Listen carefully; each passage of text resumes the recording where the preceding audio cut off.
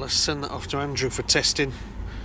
700 to 1100 size metal inserts in Liquidate Strongix, 128 degrees I think it is melting point.